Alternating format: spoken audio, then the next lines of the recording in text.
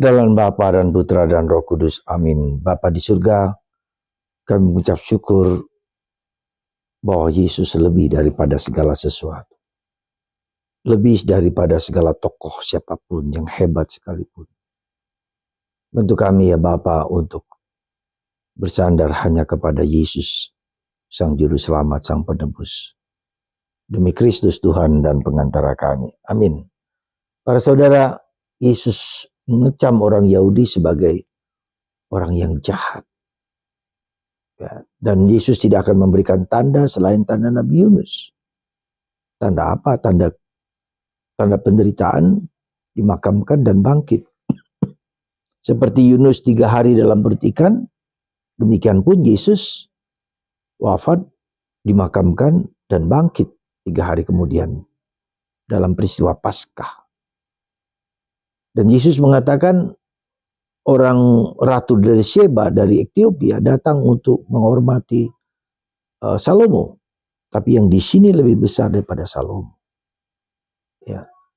Yesus mau mengatakan kepada kita, saudaraku terkasih, bahwa dialah raja dari segala raja. Dia adalah lebih daripada segala yang hebat di dunia sekalipun. Daud raja yang hebat, Salomo raja yang hebat, tapi yang di sini lebih daripada Salomo. Ya.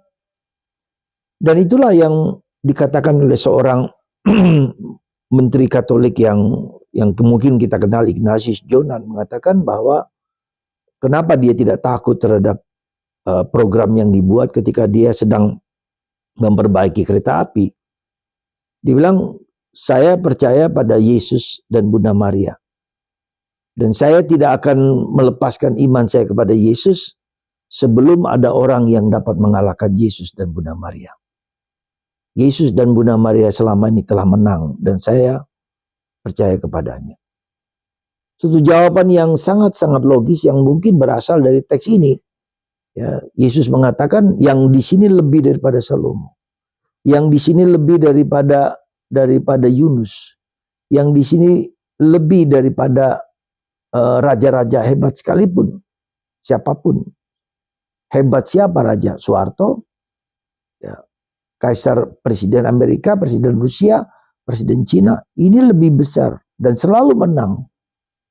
Dan inilah yang harus menjadi suatu pegangan bagi kita, bahwa kemudian kita harus bertobat, harus terus menyesuaikan diri kepada Yesus sebagai pemenang, sebagai raja, karena dia tidak pernah dikalahkan oleh apapun, siapapun, bahkan oleh kuasa iblis sekalipun.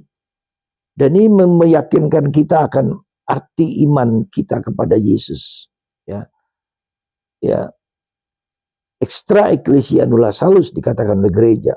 Di dalam hanya di dalam gereja Katolik keselamatan itu nyata, karena itulah suatu otoritas yang Yesus, yang gereja menyatakan bahwa dialah yang diutus oleh Allah. Kristus memang adalah jalan menuju kepada Bapa, hanya Yesus menuju kepada Bapa, tapi Yesus memberikan kuasa itu sepenuhnya kepada gereja. Maka di dalam gereja Katolik adalah gereja yang satu-satunya didirikan oleh Kristus yang sesuai dengan kehendak Yesus. Dan itu ya kita yakin karena Kristus yang telah menjadikan gereja kita adalah gereja yang satu, kudus dan Katolik. Karena itu saudaraku terkasih, mari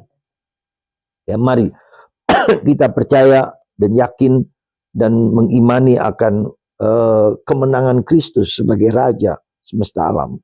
Ya. Dan itu tidak bisa saya lepaskan oleh apapun, oleh kuasa manapun, oleh godaan apapun.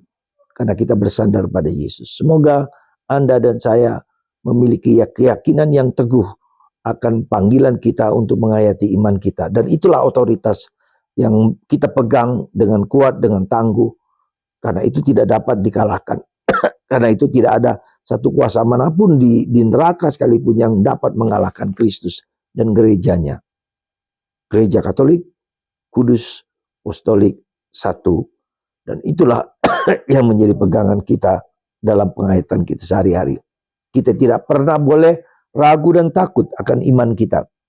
Karena iman yang diberikan otoritas kepada Petrus. Ya. Dan Petrus, di atas batu karang ini kudirikan gerejaku.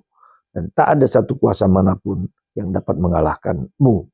Dan Yesus mengatakan juga bahwa apa yang diikat oleh Petrus oleh gereja akan diikat oleh Allah di surga. Apa yang diikat oleh dilepaskan akan dilepaskan juga oleh gereja. Semoga Anda dan saya dan kita pun memiliki keyakinan yang teguh akan hal ini. Berkat Tuhan atas hidup kita bersama dalam nama Bapa, Putra, dan Roh Kudus. Amin.